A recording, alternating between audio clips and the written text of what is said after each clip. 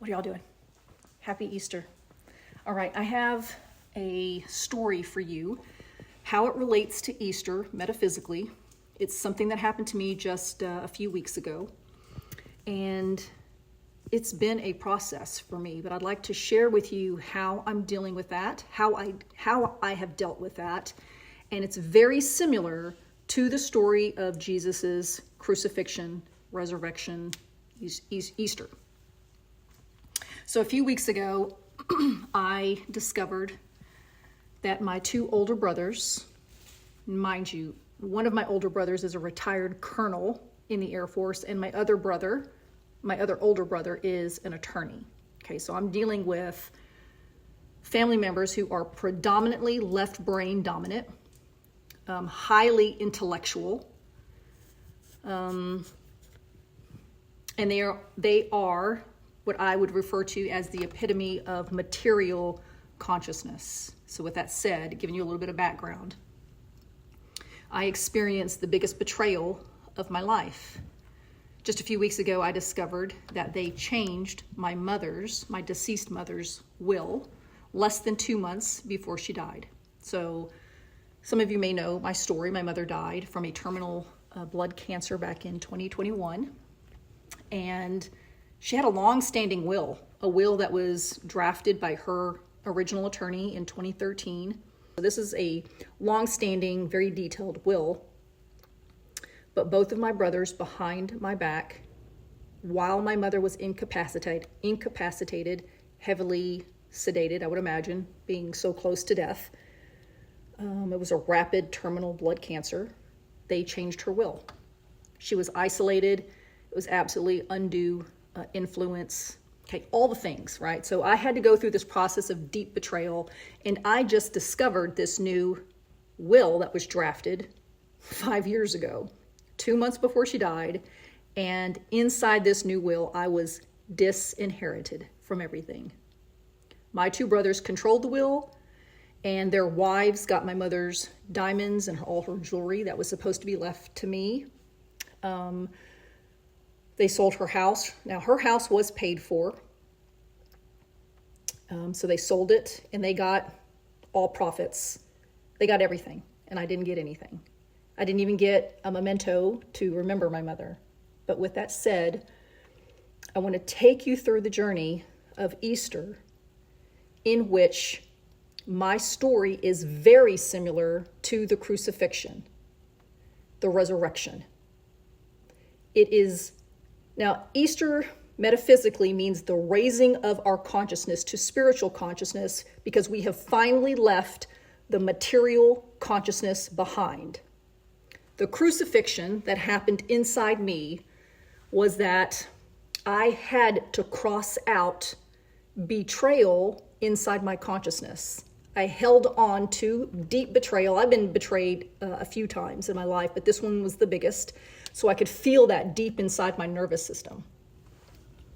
So I had to cross out this fixed state of mind, of betrayal and anger and hurt and deep pain, abandonment, being excluded, all of those erroneous thoughts that I believed to be true about me. I had to cross them, hit my hat. I had to cross them out in my consciousness, which means I had to get rid of them. Then I had to go into a spiritual sabbatical and impress onto my subconscious mind the truth of who I am, the truth about the situation, that God has never left me nor forsaken me, and He will avenge me, right? So I'm not doing anything in the physical realm, in the material realm, to get revenge on my brothers. This was a true forgiveness, the best way I can describe it is I wanted desperately to end this karmic cycle with my brothers, the toxic relationship that I had with my brothers, and I had to own everything that I've done to them as well. So I had to go into deep prayer. One of the prayers that I loved implementing to help me move through this was the Hawaiian forgiveness prayer. I'm sorry, I love you, please forgive me. thank you, and took responsibility and accountability for any of my actions and hurtful words that I've said to my brother that would cause them to do this to me. I also prayed heavily over them, prayed for their blessings, prayed for their financial freedom, because I think this was probably money motivated for why they did that. Maybe I have heard that my oldest brother might have a gambling problem. Just because my other brother's an attorney doesn't mean that he's not having financial issues. I think he's got 5 kids. So whatever their motivation was, I don't think it was just to personally get out at me. That was the consciousness that I had to get rid out of me, was that they did this personally to me. And instead, I had compassion for them. That's really hard to do. It's really hard to do when you've been in the midst of deep family betrayal. But my resurrection is knowing that I am one with God. He never left me nor forsaken me.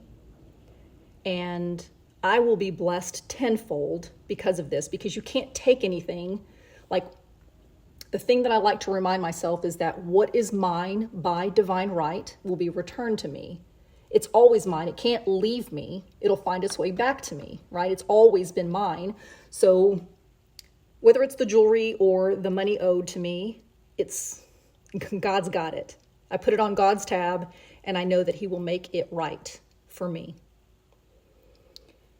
That is the true essence of our own Easter within us. Easter happens in our consciousness. It happens in our mind.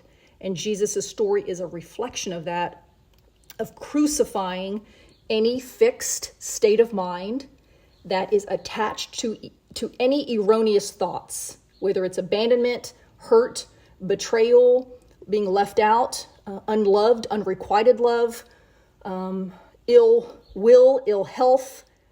All of those are erroneous thoughts. We have to remove those from our consciousness, deep within our psyche, deep within our subconscious mind. You have to remove them.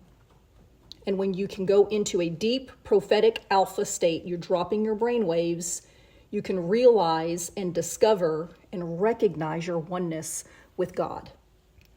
And then everything is okay. It's easier said than done, but that's what I had to go do. And that is the true essence of Easter within each and every one of us. It's resurrecting our consciousness back to spiritual consciousness, which is the truth that we've always been one and the same as God. We are one with God.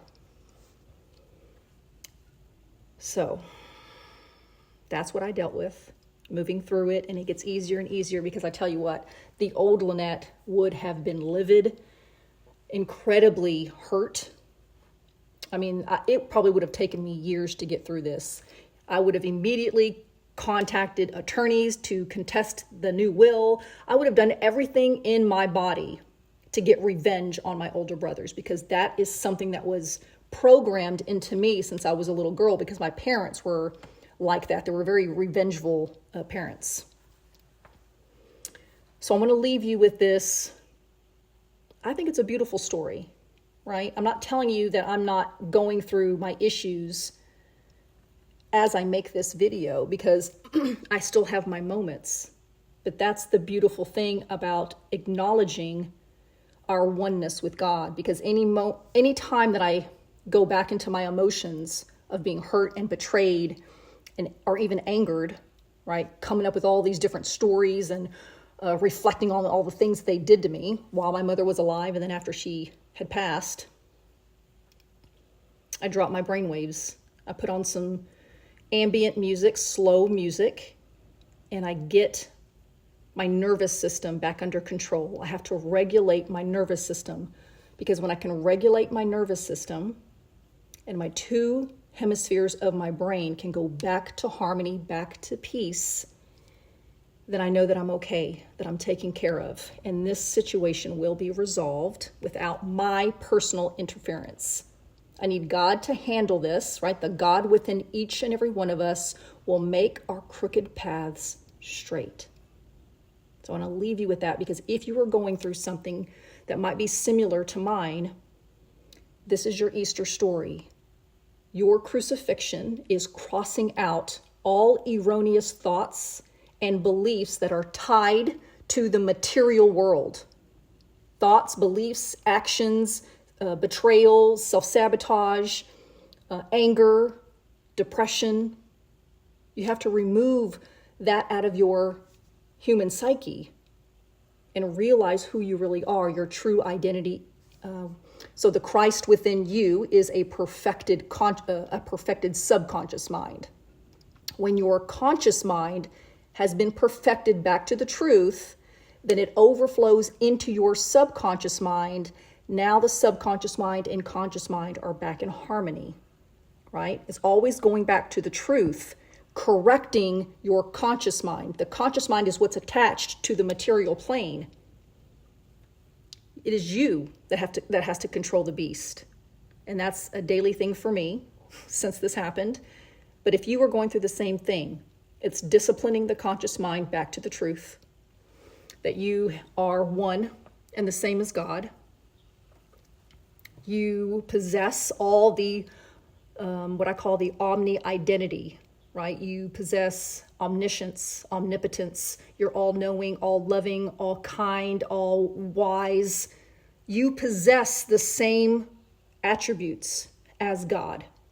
And when you do, and you acknowledge that and recognize that, then you begin to see the world as God would see the world as well. And nothing is wrong, and everything is okay, and everything is peaceful, and everything is joyful. So stay in gratitude. Resurrect your own self from those fixed states of mind that is tied to the material plane, the physical plane. Everything that you can sense with your 5 physical senses, right? Your conscious mind, the left brain hemisphere, is attached to your 5 physical senses: what you see, what you hear, what you touch, what you read, your emotions. Get that under control. Regulate your nervous system so that those perfected thoughts and perfected beliefs can then be impressed onto the subconscious mind. And what you impress will be expressed. Okay. Happy Easter. I'm going through it. So, and I know many of you might be going through it too, but I just want to know that we're going to get through this. And this is our Easter message, is to resurrect ourselves. Just as the story of Jesus, he resurrects also. You'll go into the tomb, which is a isolation, a spiritual sabbatical, because it is important to rest during that time of letting everything go. You need to rest so you can embody the new self, the new identity that's in Christ. All right. It is well with my soul.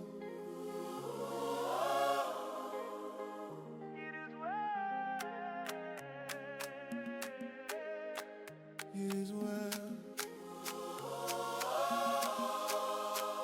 It is well.